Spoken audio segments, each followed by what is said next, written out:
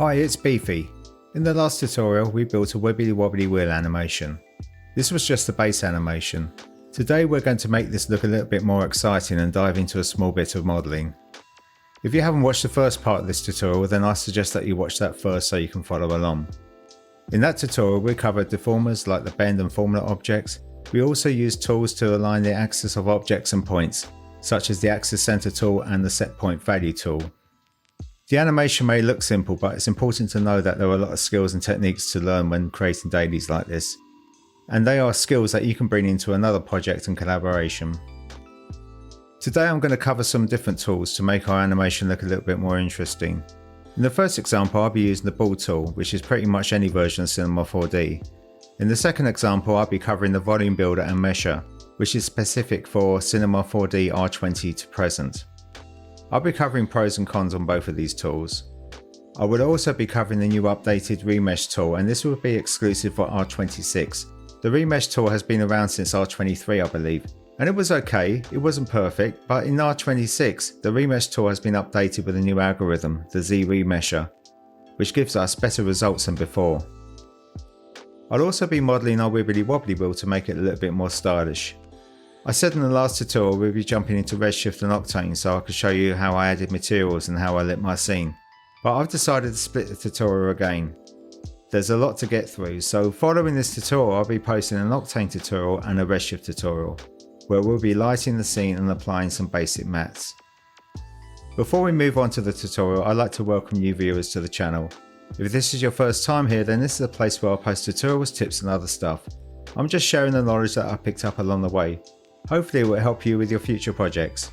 We're all constantly learning and it's great that we can do this together. So why not subscribe today and tinkle that notification bell so you don't miss out on future content. You have nothing to lose. And a big shout out for everyone who's subscribed and liked my videos, you guys are awesome. So without further ado, let's crack on.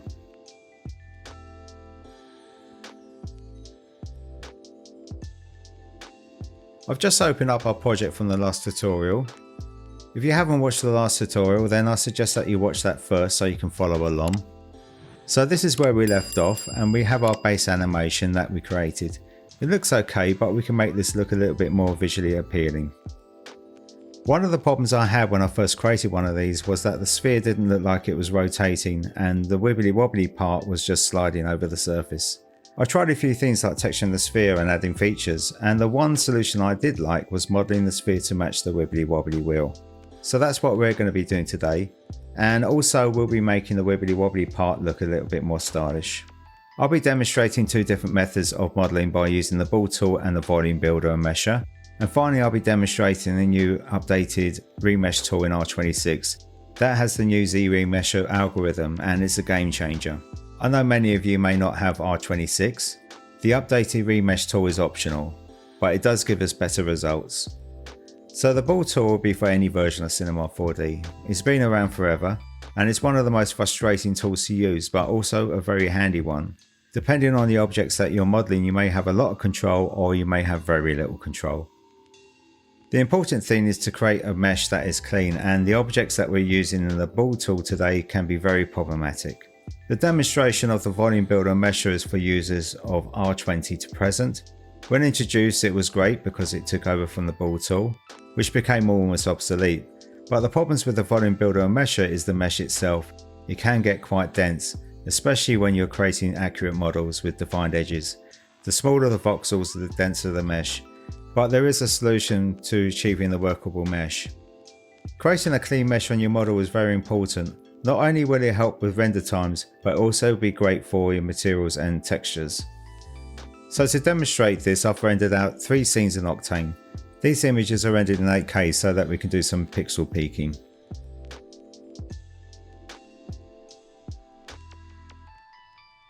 I have the same 3 models in each scene. These are similar to what we are creating today. The model on the left is modelled with the Boole Tool. It has a modest mesh. I use the round edges node in the materials to round the edges off in the render, which works really well with a Boolean object. The model in the middle was modelled with the Volume Builder and Mesher. It has a dense mesh. I reduced the mesh density using the adaptive percentage in the Volume Mesher just so that I could render this. And the third model on the right was modelled using the Boole Tool and then remeshed using the Remesh Tool with the ZRemesher algorithm. The mesh on this model is clean and efficient. I applied a bevel deformer to round the edges off. So each scene is lit with the same HDRI and 2 area lights, and each material I've used in each render is highly reflective, so we can see how the mesh on each object is affecting the materials. In the real world, there isn't such thing as a perfect surface, unless something has been engineered to be so. Some distortion, reflections and refractions probably would add some more realism to your renders. This demonstration is just to show you how object meshes will affect your materials. So in the render I have up on the screen at the moment, I've applied a standard glossy material. If we scroll in here, so I'm going to start with the object on the left.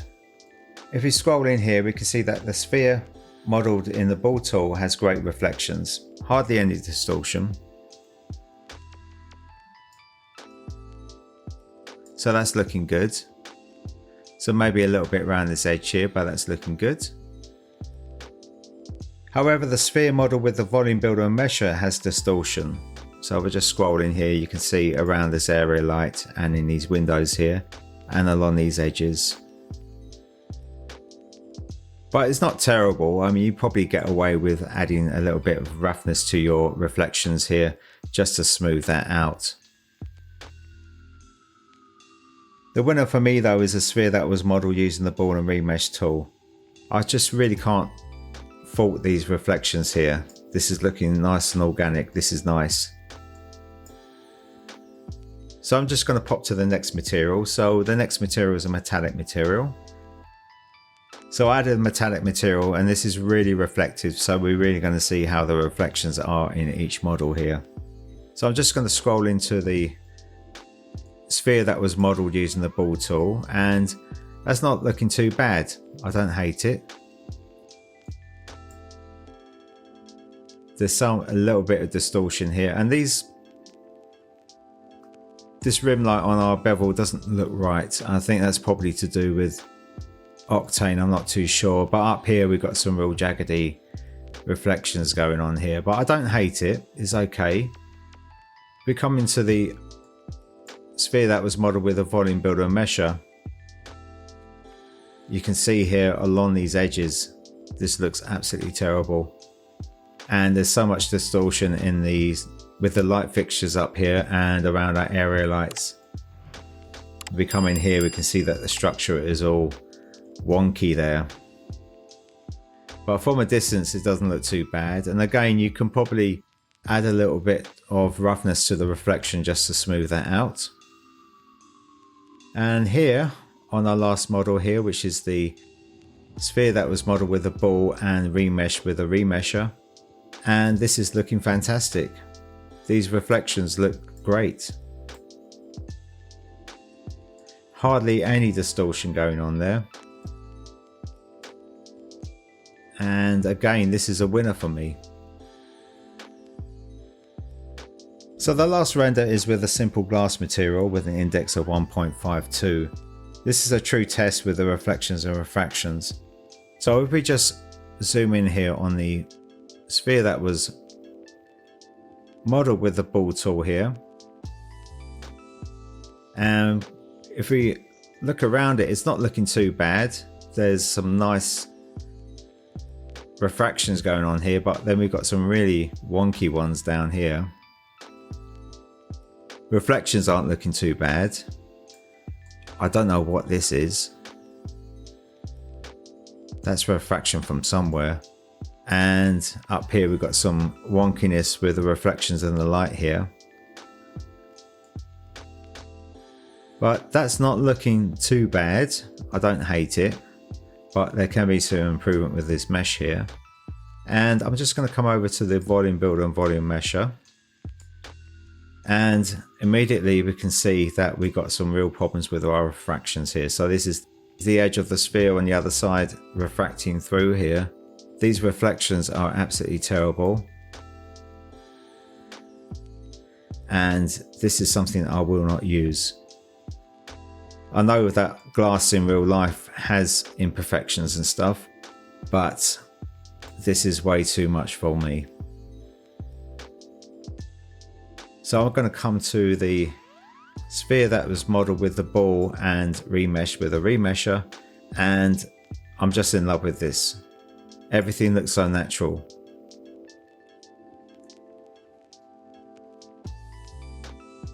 And we've got some nice reflections and refractions going on down here, and just look at this. This is really, really nice.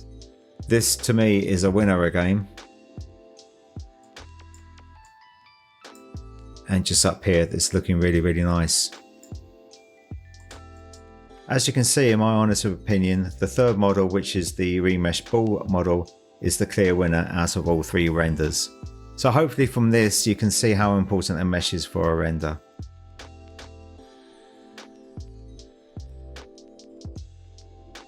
I've made some changes since the last tutorial. I've placed the main components here into layers.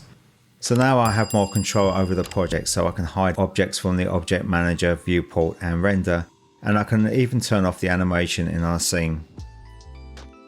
This is going to be handy for later. It will save me having to physically open up the dope sheet and disable the animation there. So if I open the dope sheet, you can see that we have keyframes on the track control and the wheel control.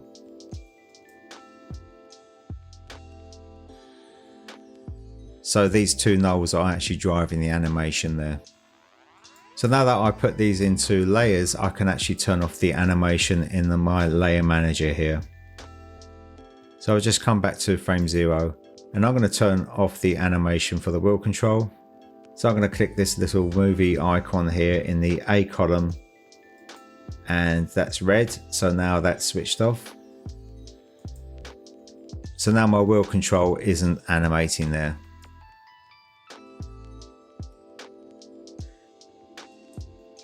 So I'm going to switch that back on for the moment.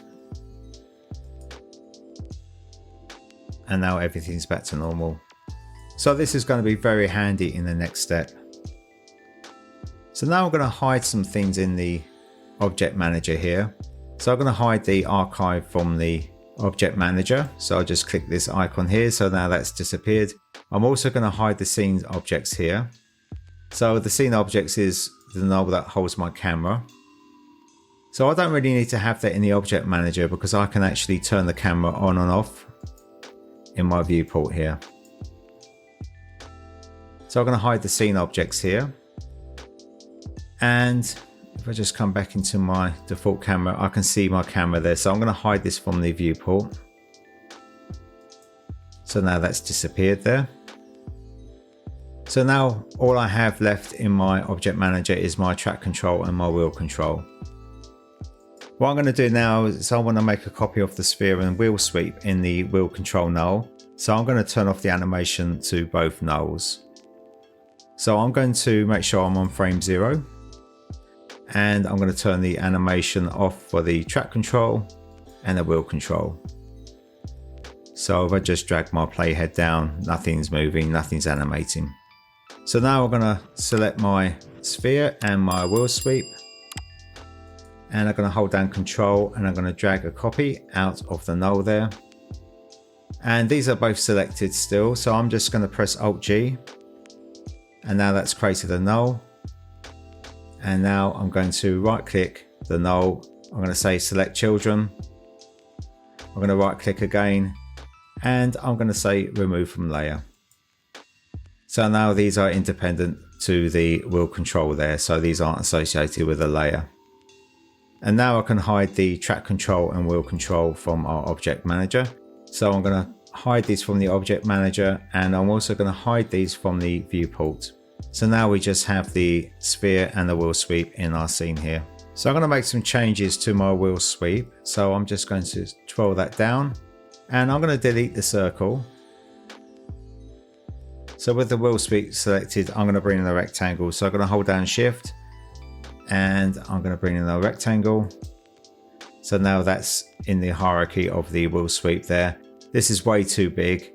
So I'm just going to change the width to 10 and the height to 30. And we can see what we're doing here. So now this is our new sweep. I'm just going to scroll in here a little bit. So what I'm going to do is I'm going to extrude the wheel sweep so that it intersects with the sphere. I'm going to change the width to say 90 centimeters. And now we have this really interesting shape. Kind of reminds me of a planet. So now we've got that set up, now we're ready to model our sphere. I'm going to use the same objects in the Boole demonstration and the volume builder and volume mesher demonstration. So I'm going to create a copy of this here. So I'm going to hold Control, drag that down. And the first null I'm going to call volume. And the second null I'm going to call bool. I'm going to hide the volume null from our scene, so I'm going to hold down Alt and double click the traffic lights. So now that's hidden.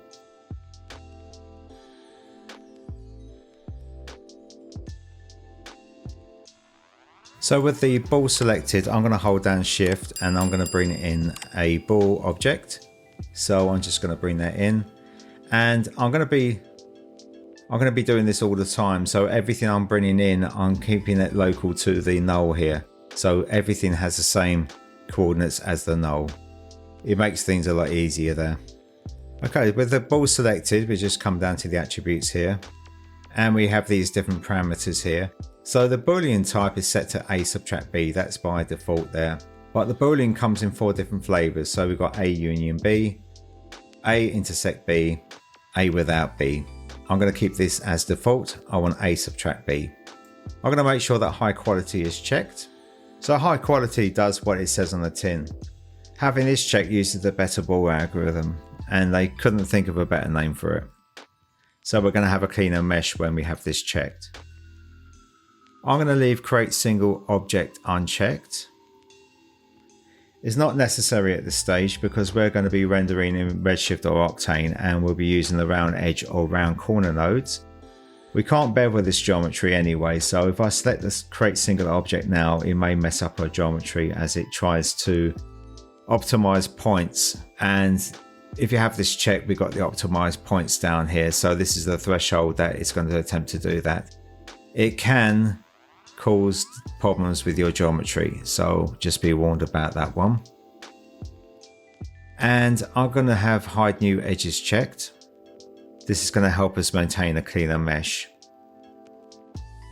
And the next one down is create from breaks at intersections. And this doesn't concern us for this project, but checking that will help keep intersections defined when using the create single object. And finally, the select intersections. That doesn't concern us again, but if you're using the creating a single object, when you convert your Boole into an object, by having this checked, it will create an edge selection tag along where your objects were intersected. Now the things that are going to affect our objects in the Boole and help us maintain clean geometry are the number of sphere segments. So at the moment we're on 64. And also in the rectangle here, our intermediate points. At the moment that's set to adaptive. And the wheel spline here as well. So at the moment our intermediate points is uniform, but we have 0 selected there. So we do have some control over how the Boole is going to behave with our geometry. But it's never perfect, like most things. So what I'm going to do is I'm going to select the sphere and the sweep here, and in that order I'm just going to drop them into the Boole object. And immediately we get our shape here. That's looking not too bad. But if I scroll in here and you see down the edges here, our polygons are messed up here. They're really struggling to keep their form there. So what we need to do is we need to add some more geometry to our sphere. So I'm just going to turn the display ground shading with lines here so we can see how many polygons we got. So this is 64 segments. And we just need to increase this here. So I'm going to come into the sphere here and I'm just going to increase the segments up to say around about 180. And I'm going to keep the type as standard. So now we have a denser mesh there. If I turn off the ground shading with lines and we just come into the edges here, that's looking good there. So we need to check the other side to see what's going on. So I'm going to select the ball knoll here, and I'm just going to rotate this around on the B rotation. And what I'm looking for is stray polygons. Sometimes you get polygons that are kind of angled or twisted and they show up black on the edge here. So we haven't got anything there. So let's come back to 0 on our B rotation there. So what I'm going to do now is I'm going to increase the polygons in our sweep here. So I'm going to come into the wheel sweep here, come to the rectangle. I'm going to change the intermediate points. I'm going to try uniform first and see how that works. And we've got something weird going on here. Our intermediate points are set to 8. If I set this to an odd number like 9, that's going to sort that out there. So I don't know why that is.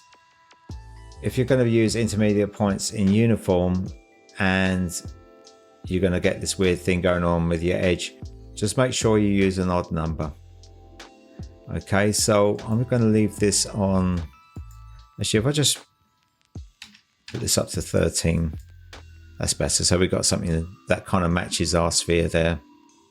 I'm going to turn off ground shading with lines and put ground shading back on.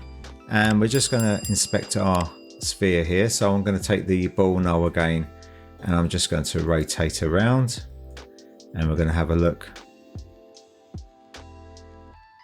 And everything looks okay.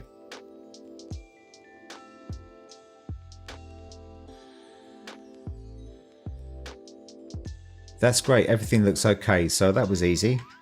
So now we have our object, so I'm going to leave this here, but we will be returning when I'm demonstrating the Remesh tool. So in your project you might find that you have to perform a balancing act. So in my project here, this is absolutely fine for me, but maybe different for your project. So you may have to play with a number of segments of your sphere and the intermediate points of your rectangle and wheel spline. But if you're not too worried about your mesh, try unchecking hide new edges, that might help. But the Boole Tool isn't an easy thing to play with at times, and so this is a very strange shape that I'm cutting out of the sphere here, so it can be problematic.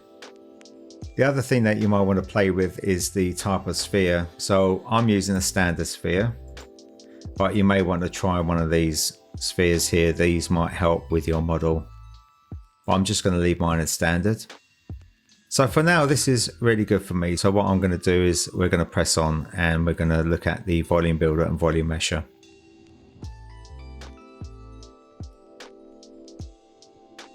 So I'm going to hide the ball object here. So I'm just going to double click the traffic lights while holding Alt.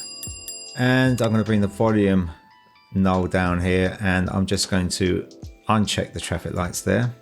Let's just spin this around so we can see what we're doing. So before we bring in the volume builder, I just want to make some adjustments to our wheel sweep. I'm going to be adjusting my voxels to maybe 0.2 centimeters or 0.1 centimeters. And this is because I want to have defined edges on our model. Refining the wheel sweep is going to help with that.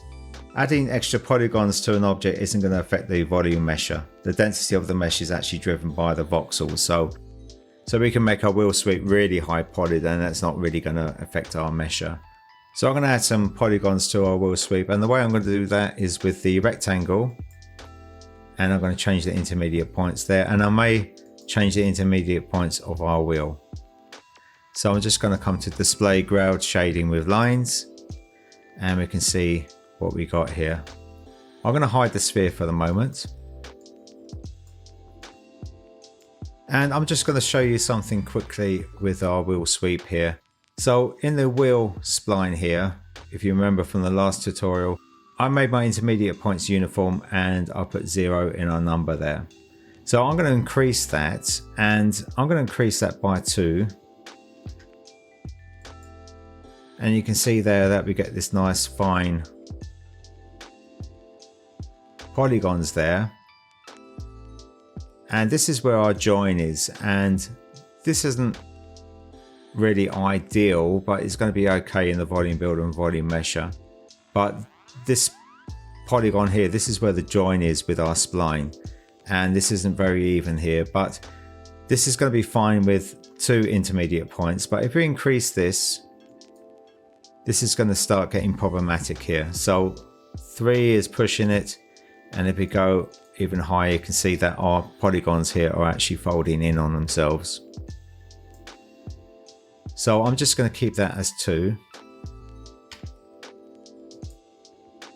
And also I'm just going to come into my rectangle, and I'm going to change the intermediate points to uniform.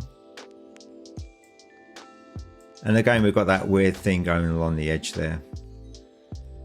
I really don't know. You think that with a rectangle, an even number is going to be fine, but an odd number is the best option for us. So I'm going to make this quite fine. So I'm going to increase my intermediate points to say 33. See how that looks. And that's looking good there.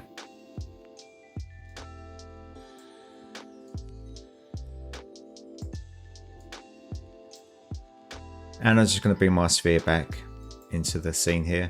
So I'm going to be doing the same thing with the sphere, but I'm going to be doing that in the volume builder. There's a special checkbox for this. So I'm going to be showing you that in a minute. So with the volume null selected, I'm just going to twirl the sweep up here. So with the volume null selected, I'm going to hold down shift and I'm going to bring in a volume builder. And I'm going to do the same with the volume mesher. So now these are all local to our null there.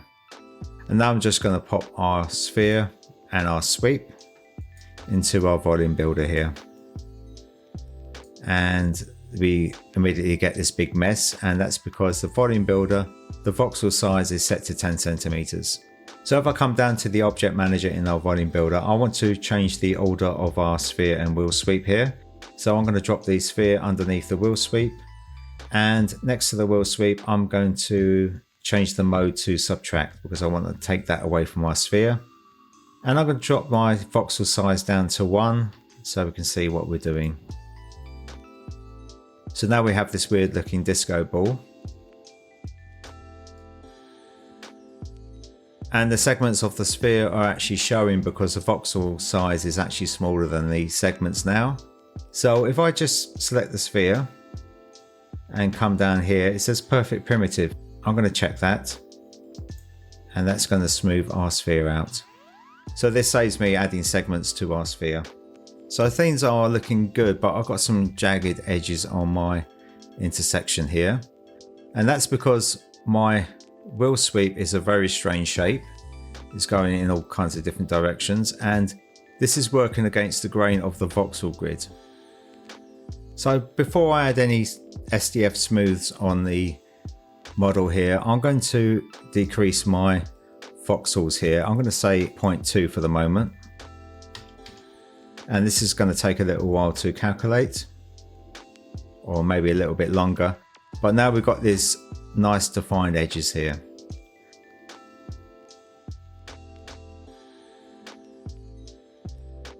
The finer you have your voxels, the heavier a mesh is going to be. So I'm just going to drop my volume builder into my volume mesher, and we're going to have a look at that. So I have my ground shading with lines on, and you can see that this is a really, really dense mesh. So I'm just going to turn that off for the minute. So my machine can handle 0.2 centimeters of voxel size. I can even go down to 0.1 if I need to. And my machine can handle this, but it all depends on your equipment that you're using. Depends on your CPU and your RAM, etc. So you may need to increase your voxel size for the moment and just decrease that for when you create your object. So this is looking really defined here. So now what I need to do is just smooth these edges down. So if we just come in here, we can see that we've got some jaggedy edges happening there. So I'm going to bring in the SDF smooth, and SDF stands for sign distance field. This is the mode, this is the volume type that we're working with. So I'm going to drop one of these in. And by default, the operator is Gaussian. I'm going to change that to mean.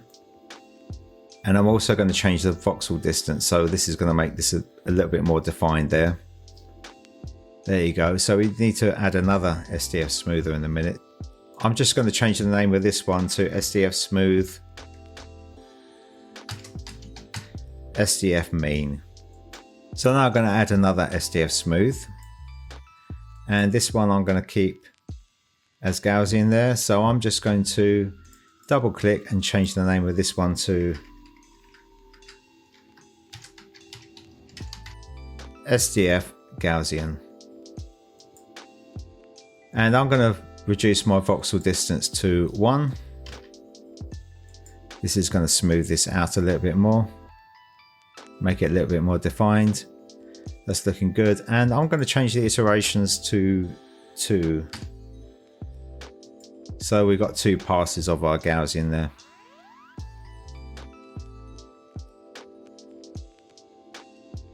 I'm just going to come in here, I'm just going to have a look, and I'm kind of not too happy with these edges here. I'm just going to decrease my voxel size to 0.1.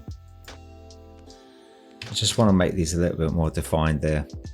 So now I'm getting into the realms of long calculations. So this is a little sign, it just says this voxel size may be a long calculation time. So I'm going to say okay. It kind of calculates quite quick for me, but I think it's just a little warning before you crash. And this is just calculating now. So now this is taking a little while now.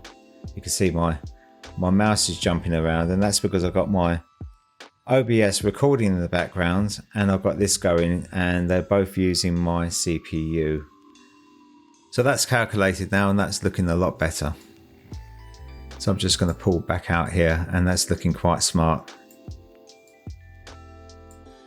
So the thing about the volume builder and volume mesher, I mean, like, you can add as many polygons to your objects before you put them into the volume builder, and that's not going to affect the mesh. The mesh is actually driven by the voxel size. So now we're going to have a really tight mesh here. And if I just put my display ground shading with lines on, we're just going to get this black hole.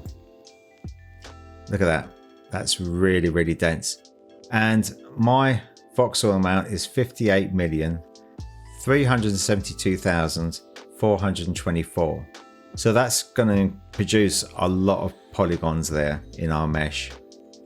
And we need to reduce that to make this manageable. I cannot put this into Octane like this. So what I'm going to do is I'm just going to create a cache here, because I'm finished playing around with this model now. So I'll just put in a cache layer. You won't have this in R20. I think this was introduced in R21. And I'm just going to say cache. And this is going to take a little while because I've got a really dense mesh. And now that has cached. So everything underneath the cache layer is all grayed out. So all the information is stored in the cache layer. This is going to prevent our volume builder from recalculating when we don't need it to. And this is going to speed up our operation here. So if I come into the volume mesher, in the object tab, we have the voxel range threshold. I'm just going to keep that as it is, because this is, if you come into the volume builder here, the voxel underneath the voxel size, this is the interior voxel range, exterior voxel range. And this is information that the volume mesher is going to use. So this is the threshold that is going to be working in. So that's the range that is set in the volume builder there. So I'm just going to play with the adaptive. And you hear guys like say, oh, just put 5% in there, you'll be fine.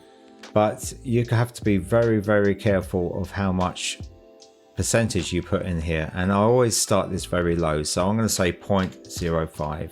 And the higher the number, the less dense your mesh gets. So immediately with 0.05, this has cleared up a lot of our mesh here.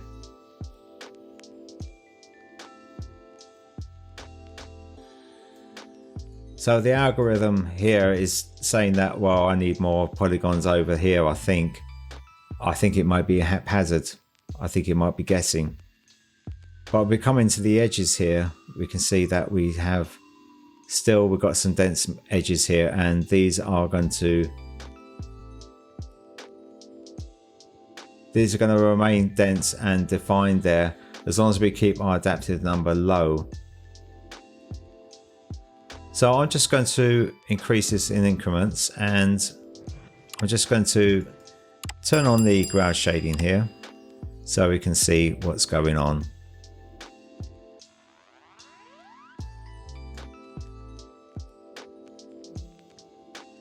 I'm going to put this up to say 0.08. Can't see any anomalies on the surface there yet. That's looking okay. So I'm just going to maybe just pop this up to say like 0.5.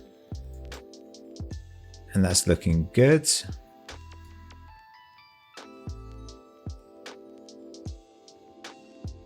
I'm going to say try 0.7. So 0.7% seems good to me. So I'm happy with that. There's no artifacts in our model here. I'm just going to twirl around here a little bit and have a look. That's looking good. So I think I'm finished with the volume builder and volume mesher here. So when you're playing with the adaptive, I wouldn't go higher than 1%. If that, sometimes 1% is too much. So just start very low, just bring it up in small increments and keep checking your surface here. And you should be fine with that. I'm just going to come into my ground shading with lines for the last time. So our mesh is looking less dense now. It's still not a clean mesh, but this is now manageable and will render in third-party renderers without any problems. But we can clean this up with the Remesh tool. So I'm going to be showing you how the Remesh tool works with the volume builder and volume mesher. I'm going to change the display to ground shading. And what I'm going to do is I'm going to right click the volume here. And I'm going to say current state object. Okay, so now I've got a new null here with a volume mesher object here. I'm going to take the original volume null here and I'm going to right click. Actually, no, first of all, I'm going to come into the layers. I'm going to open up my archive and put that into my object manager here. And now I'm going to right click the volume, select children, right click again, and I'm going to add to layer. I'm going to add to the archive, and I'm going to turn everything off because we don't want things to be calculating in the background. And I'm just going to drop that into the archive. And now I'm going to hide that from our object manager.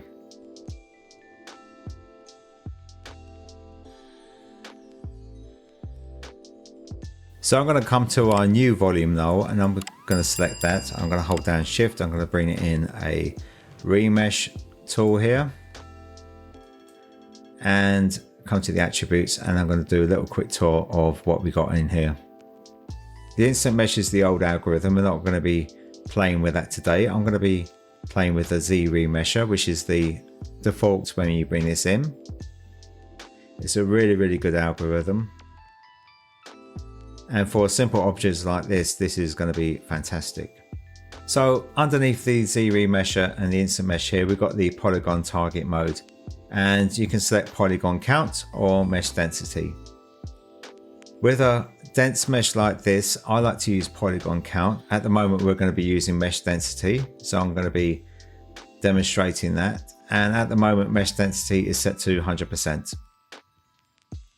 So the density map field is where you can drop in a vertex map, and you can paint your vertex map to where you want the dense parts of your mesh to be. So you can have some control over your density there. And then underneath this, we've got adaptiveness. Adaptiveness is telling the algorithm how to prioritize how many polygons to use to preserve details in your model. The higher the percentage, the more polygons the algorithm is going to assign to detailed areas. And I shall demonstrate this in a bit. And then above that, you've got adaptive count. So if you set your adaptiveness up to say 100%, this is going to put more polygons around. In this object here, it's going to be around the defined areas here. So it may be stealing polygons from the surface of the sphere here. So if you find that your mesh is getting stretched there, you can actually check the adaptive count, and this is going to add more polygons to your areas where it needs it. Okay, so that's basically that. I shall be demonstrating all that in a minute. And for a model like this, I'm just keeping detect hard edges on auto. But you can come into shading, and then you can drop in your font tags or selection tags, etc. in there, so you can define your hard edges that way. So I'm going to leave that on auto, and also you can have it as none, but who's going to do that? That's stupid. And underneath that, we've got symmetry. So you got X, Y, Z symmetric. You're going to use this if you have a symmetric object, but you want to have an even mesh all round, etc. So we're not going to be using that today. And underneath, we've got flow splines. So you can take your pen tool, you can draw a spline over the surface of your sphere, and with that spline you can actually drop that into the flow splines, and this is going to tell the algorithm to try and follow your splines with the polygons there. So if you need your polygons to move in a certain way across your object, you can use your spline to define that. So this is what that is down there, so you can add as many flow splines as you want. And that's basically it. So in this demonstration, we're just using the ZRemesher. I'm going to be using polygon count and mesh density and adaptiveness to demonstrate this today. Everything else I'm not going to be doing today. Okay. So before I drop my volume mesher into the Remesh tool here, I'm just going to reduce the density here to say 20%. And I'm going to drop my volume mesher in here. So the denser the mesh, the longer this is going to take, but we reduced a lot of our polygons from our mesh here before we converted it, so this might work a little bit quicker. So I'm going to drop that into the remesh. I'm going to speed through this so you don't have to wait with me. So that was less than a minute, so that wasn't too bad.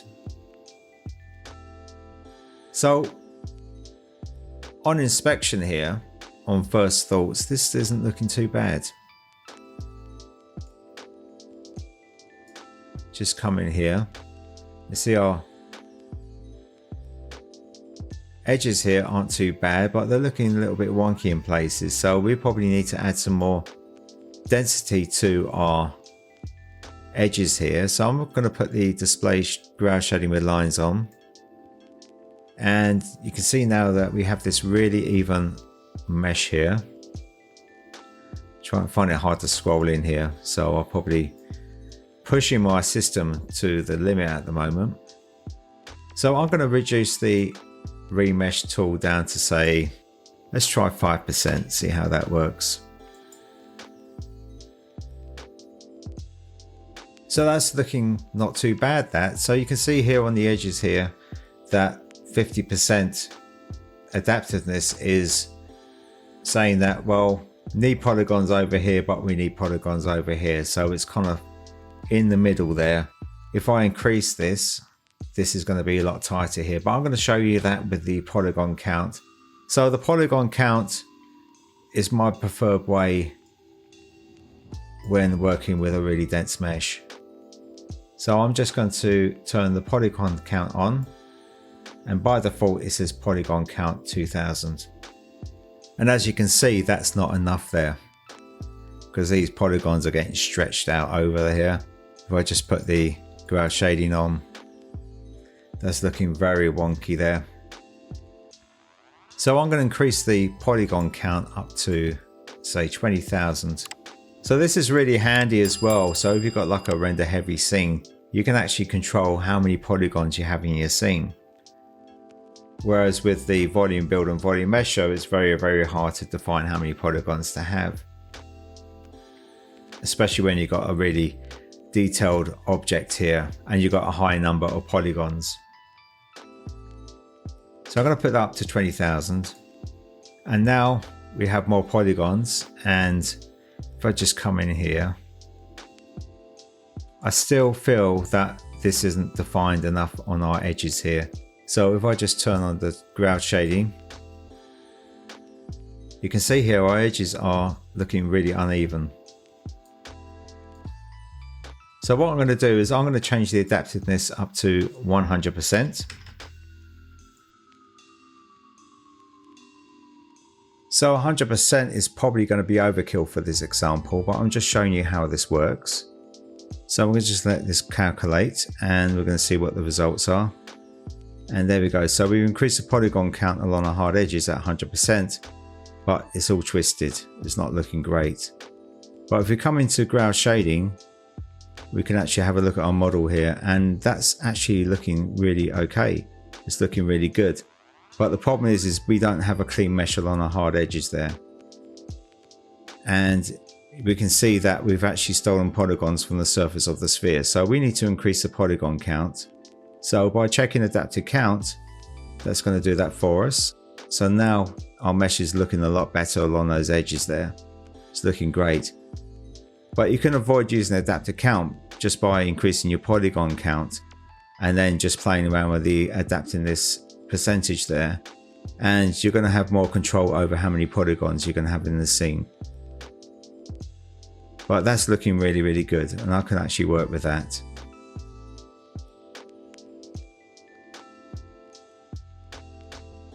So the Remesh tool is a real game changer with the ZRemesher algorithm. So play with the settings to get a good mesh for your model.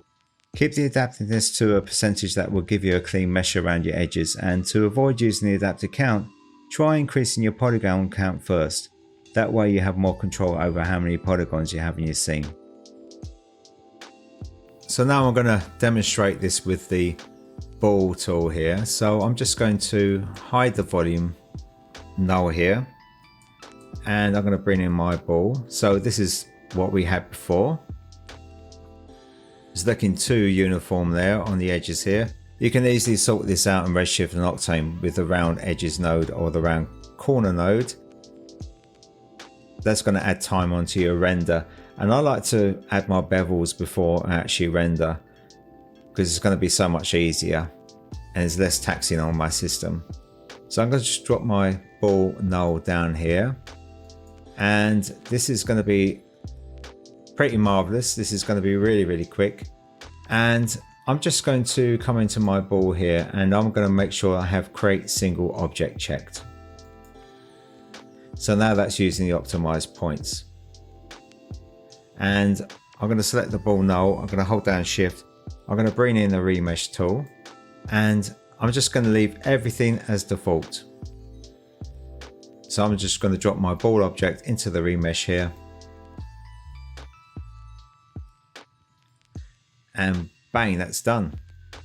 So I'm just going to turn on ground shading with lines, and we can have a look here, and you can see here along the edges our polygons are all matching up here, which is really good. So the good thing now is that I can actually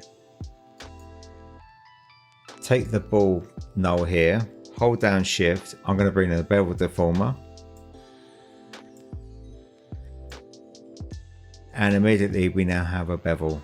We couldn't do that with a ball, not with this object here. So I'm going to turn my display back to ground shading, and we can have a look here, and that's looking really, really smart. So now I can just add some subdivisions to my bevel here. So I'm going to say 5, and now we've got these nice perfect round corners.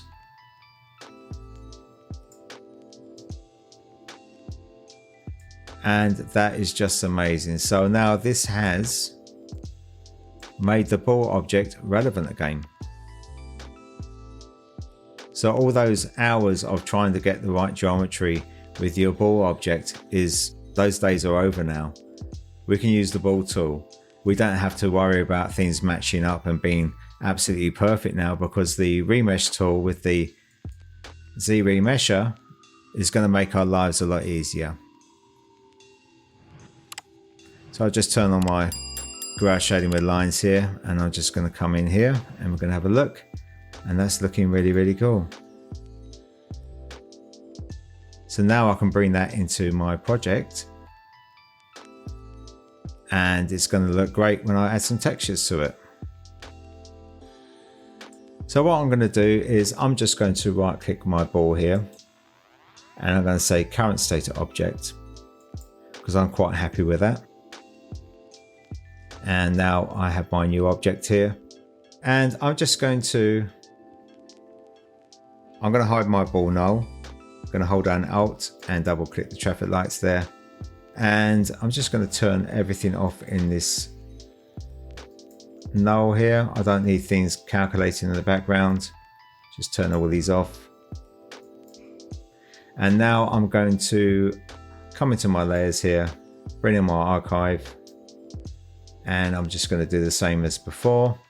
I'm just going to right click the ball null, and I'm going to say select children, and I'm going to say add to layer, which is the archive. And now I'm going to drop that into the archive, and now I can just hide that from my object manager there. So now I've got a choice of two models, and I think I'm going to be using the ball remesh here. So I'm just going to drop my volume builder and mesher into my archive as well. So I'm just going to open this up again. So I'm just going to right click the volume, and I'm going to say add to layer. So it's going to be add to archive. And I'm going to drop that into the archive null,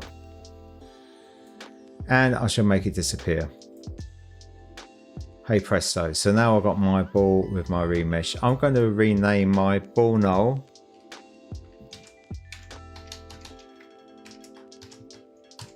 to sphere geo, and I'm going to make sure that my coordinates are zeroed out in my rotation here. And I'm just going to bring in my wheel control and my track control, and I'm just going to make these visible in the viewport here.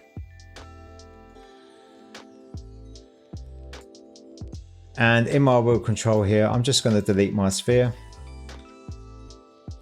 and I'm just going to drop my sphere geo into my wheel control null. If we come into my camera, I need to turn the animation back on. So I'm just going to do that. And if I play, we now have our stylized Wibbly Wobbly Wheel as it rolls down our track here. So I'm going to turn the display back to grail shading. And this is what we got going on here. So that's looking good.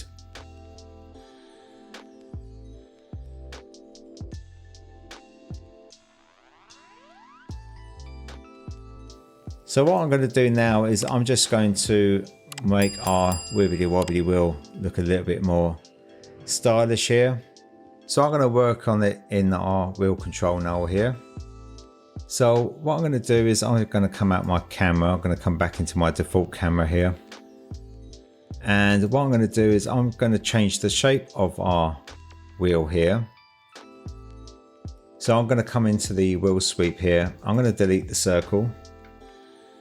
I'm going to bring in a rectangle. So I'm going to hold down shift with the wheel sweep selected there. And I'm going to bring in a rectangle, and that's way too big again. So I'm going to change the width to 10, and I'm going to change the height to say 3. So now we have this different looking wheel here. I'm going to make sure that the width isn't too great, because when this wheel will be rolling down the track here, I want this to stay as close to the spline as possible. So the longer or the higher the width of the wheel here, the further it's going to stray from our center here. So I think 10's okay. We can get away with 10. So I'm going to add some rounding. This is the highest we can go, is 1.5, and that's looking good. So what I want to do is copy this wheel. So what I'm going to do is pop this into a, so I'm going to pop this into a cloner. I'm going to hold down Alt and bring in the cloner. And by default this is on grid, and I don't want that to be on grid. But that looks interesting. Kind of reminds me of the Olympics there. So what I'm going to do is I'm going to change the mode from grid to linear. So by default in linear, we've got 50 centimeters on our Y. So I'm just going to zero that out. And the mode that we're going to be using is going to be blend. So I'm just going to select blend in our clones here. And I want to clone between two different shapes. So what I'm going to do is I'm going to hold down Control. I'm going to create a copy in the same cloner. So I've got two wheel sweeps there. I'm going to call the first one wheel sweep large, and this one's going to be wheel sweep small. So now I've got my two wheel sweeps in here, and if I just come in here a little bit, what I'm going to do is I'm going to make some changes to the spline. So as long as our spline is the same geometry, we can actually reduce the size of the second one here in the wheel sweep small. Any changes to anything like the rectangle, if you change the intermediate points or change the intermediate points of the spline, you have to do the same in both nulls. But because we're just changing the scale of the wheel here, the geometry is the same, so we shouldn't have a problem. So I'm just going to select the wheel here, and I'm going to use the scale tool, and I'm just going to scale this down to something like that. And that's looking good. I don't want the Wibbly Wobbly Wheel to be attached physically to the sphere. I want it to look like it's attached to it but not physically. So I want to actually change these spokes here, but that's looking good there. So I'm going to make some changes in a minute. And now what I'm going to do is I'm going to come into the front view, and we're going to see what we're doing here. At the moment I'm just going to hide these in the cloner here, just twirl everything up so we've got something that looks a little bit more organized. And I'm going to hide the sphere geo, so I'm going to hold down Alt. I'm going to double click the traffic lights there and hide that. So now we just got our wheel here, and we also got our spokes. I'm going to change the cloner before I forget. I'm going to change the cloner to wheel cloner, just so we know what that's attached to. And I'm just going to come into the spoke sweep here, and I'm going to turn off the sweep. So we just got our spoke splines there. And I'm just going to hide the wheel cloner from our viewport for the moment. And now we just got our spline. So if you remember from the last tutorial, these are 64 splines. These aren't one object. So our spokes are one object, but we've got 64 splines here. So in the center we've got 64 points, and all around the outside here we've got 64 points. I'm going to select all of them, so I'm going to come into point mode, and I'm going to press Ctrl A. So now all our points are selected. So I want these splines to stay in the same direction. I want these to point towards the center here. And that was the whole point of, in the last tutorial, we actually aligned the centers here to the center of our null. So everything was centered. So if I just come into the side view here, we can see that everything is centered to the center here. So I want these splines to be pointing towards the center. Just come back into the front view here. So what I'm going to do is I'm going to make some subdivisions on our splines. So with our points selected, I'm going to press U, and I'm going to press S. So now we have another array of points here in the middle. I'm going to do this one more time. So now I'm going to bring in my wheel cloner, and these points here, so these are lined up with our wheel sweep small here. So what I'm going to do now is I'm going to select all of these points in the center here. So I'm going to use the rectangle selection, and I'm going to make sure that visible only is switched off, and I'm just going to grab as many points as I can. And now I need to add to the selection, so I'm going to use my live selection tool, and I'm going to increase this a bit, so maybe around about 40 there. And I'm just going to hold down shift because I want to keep this selection here. And now we've selected all our points. I'm just going to delete these. So now we've got our spokes in the area that I want them to be. So I'll just come back into the perspective view here. This is looking good. So I'm just going to turn my sweep back on. So we have our spokes between our large wibbly wobbly wheel and our small wibbly wobbly wheel. It's a bit of a tongue tie. Okay, so what I'm going to do now is I'm going to bring back my sphere geo. And also I'm just going to come into my camera here. And we can see at the bottom we've got some intersection going on here. So I'm going to come back into model mode. And I'm going to come back to my front view, so we can see our intersection here. So when we originally set this up, we were incorporating for the radius of our circle. Just make sure everything's closed here. And I'm going to come into my track null. And we set the height of the Y on our cloner. So we set that to -78. So I'm going to take away another 2 centimeters. That's all aligned there, and I'm just going to come back to my perspective view, and now this is all lined up, and that's looking really smart. So what I'm going to do now, I'm just going to round these edges of our track here. So I'm going to come into the rectangle of our track, and I want to add some rounding. So this is going to really round this out. So what I'm going to do is I'm going to pop this down to 1 centimeter. And that's looking good there. So now we're going to get some nice specular rim lights when we light our scene. In the next tutorial, it's going to be the Redshift, and then the one after that is going to be Octane. So that's looking good there. So we've got this nice shape on our sphere, which matches our wibbly wobbly wheel there.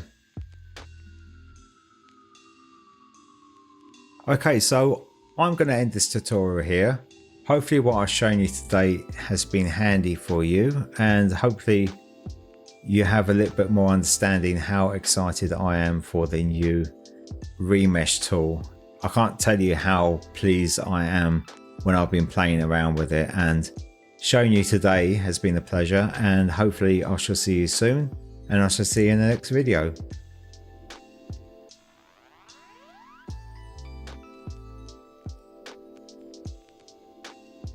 I hope you enjoyed this tutorial. Hopefully what I've shown you today will help you in your future projects. If you like what you've seen, then please give this video a big thumbs up. Like, subscribe and tinkle that notification bell so you don't miss out on future content. It will help the YouTube algorithm thingy help others find my content. Also, you can check out my latest experiments, concepts and dailies on Instagram at Almost Daily Render. And as always, any feedback and questions, please leave them in the comment section below. I'd love to hear your thoughts. And if you have any problems, I'll be glad to help. And while you're here, you can check out my other content. Thanks for watching, and I shall see you in the next video.